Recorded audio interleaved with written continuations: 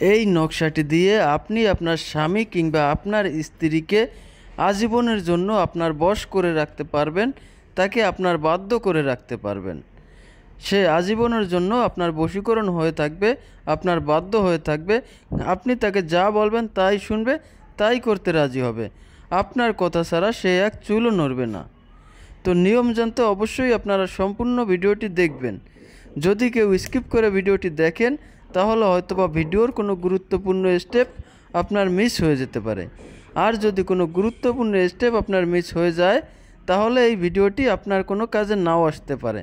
তাই অবশ্যই আপনাকে সম্পূর্ণ ভিডিওটি দেখতে হবে এবং ভিডিওটি শেয়ার করে আপনার টাইমলাইনে রেখে দিবেন, যাতে করে প্রয়োজনের সময় আপনি এই ভিডিওটি দেখে সঠিকভাবে সঠিক নিয়মে এই নকশাটি প্রয়োগ করতে পারেন। তো অনেক সময় দেখা যায় যে স্বামী কথা শুনে না, স্ত্রীকে মূল্যায়ন করে না, কিংবা বাহিরে অন্য মেয়েদের সাথে সম্পর্ক করে। তখন আপনারা আপনার স্বামীর উপর এই নকশাটা প্রয়োগ করতে পারবেন। অথবা অনেক সময় দেখা যায় যে স্ত্রী স্বামীর কথা শুনে না, স্বামীকে মূল্যায়ন করে না, বাহিরে অন্য ছেলেদের সাথে সম্পর্ক করে। তখন আপনারা আপনার স্ত্রীর উপর এই নকশাটি প্রয়োগ করতে পারবেন। তো আপনি কিভাবে প্রয়োগ করবেন সেই নিয়মটা অবশ্যই আমি বলে দেব। সেই নিয়মটা শিখতে হলে অবশ্যই আপনাকে সম্পূর্ণ ভিডিওটি দেখতে হবে। প্রথমে আপনি একটা সাদা কাগজ নেবেন। এরপরে সাদা কাগজে আমার দেয়া নকশাটি যেভাবে স্ক্রিনে দেয়া আছে আপনারা ঠিক এইভাবে লিখবেন।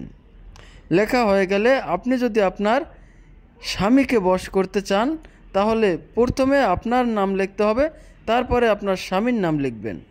আর আপনি যদি আপনার স্ত্রীকে বশ করতে চান, তাকে বাধ্য করতে চান, তাকে আপনার আয়ত্তে রাখতে চান, তাহলে প্রথমে আপনার নাম, তারপরে আপনার স্ত্রীর নাম লিখবেন।